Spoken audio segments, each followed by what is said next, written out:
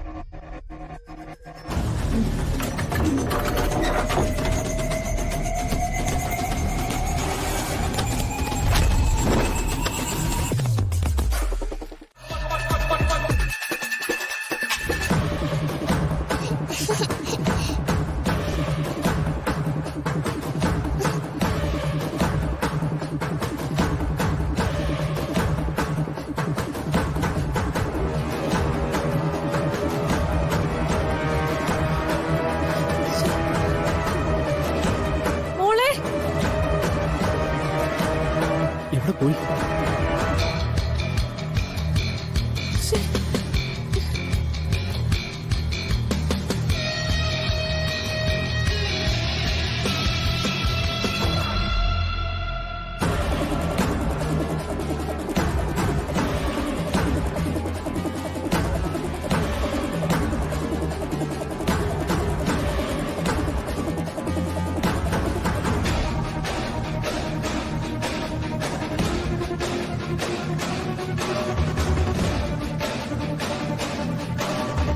Uncle കണ്ടുപിടിച്ചേ.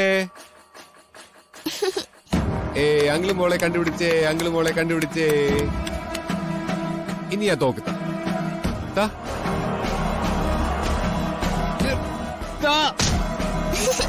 മോളെ അമ്മ എടി നിക്കവിടെ മോളെ. എടി എടി മോളെ. ഓ എടി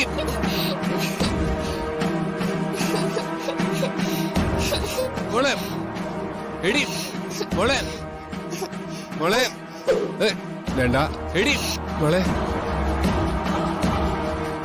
പൊട്ടു വേണ്ട. പൊട്ടു മോളെ സൂക്ഷിച്ച്. അത് കിട്ടാ വേണ്ട.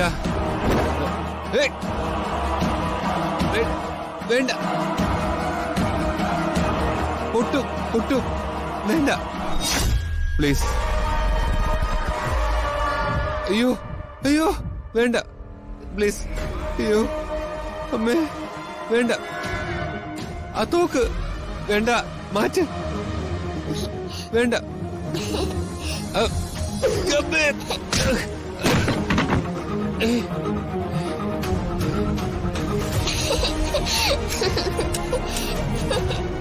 എടി പ്ലീസ് തിരിയാ തിരിയാ. ഞാൻ ഞാൻ ഞാൻ തിരിയാ തിരിഞ്ഞേ. ഓക്കെ.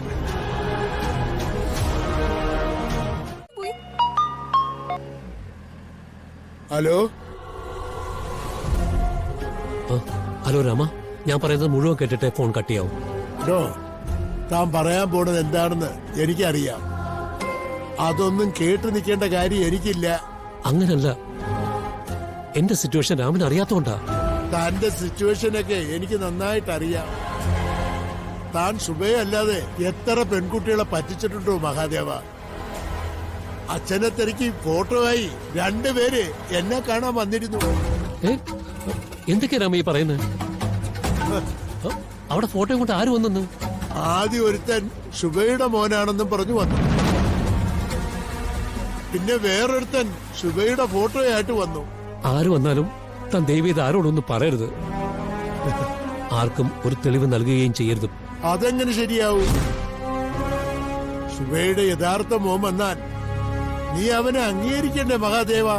അതല്ലേ അതിന്റെ ശരി. അവളും ആ കൊച്ചു എന്തുമാത്രം അനുഭവിച്ചെന്ന് നിനക്ക് വല്ല ധാരണയുണ്ടോ? അന്ന് അങ്ങനെ ഒരു സംഭവം ഉണ്ടായത് സത്യത്തിൽ ഞാൻ അറിഞ്ഞിരുന്നില്ല. ഓ പിന്നെ ശുഭയ്ക്ക് ദിവ്യഗർഭം ഉണ്ടായതാണല്ലേ? ദേ ഈ ഉടായിപ്പ് നമ്പരൊക്കെ നിന്റെ വീട്ടിലിരിക്കുന്ന നിന്റെ ഭാര്യയോട് പറഞ്ഞാ മതി, അവര് വിശ്വസിച്ചോളും. ദേ ഇതൊന്നും എന്റെ അടുത്ത് കളിക്കാൻ നിൽക്കല്ലേ. നീ തെറ്റ് ചെയ്തിട്ടുണ്ടെങ്കിൽ നീ ശിക്ഷ അനുഭവിക്കണം മഹാദേവ. പാടത്ത് ജോലി, വരമ്പത്ത് കൂലി, അതാ എന്റെ ഒരു രീതി.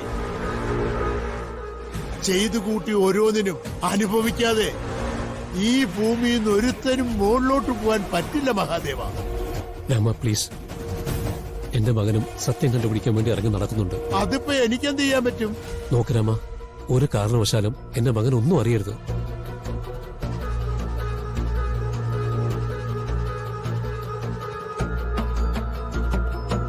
മകൻ അറിയാൻ പാടില്ലാത്ത എന്ത് രഹസ്യം നിങ്ങൾക്കുള്ളത്? Hello hello,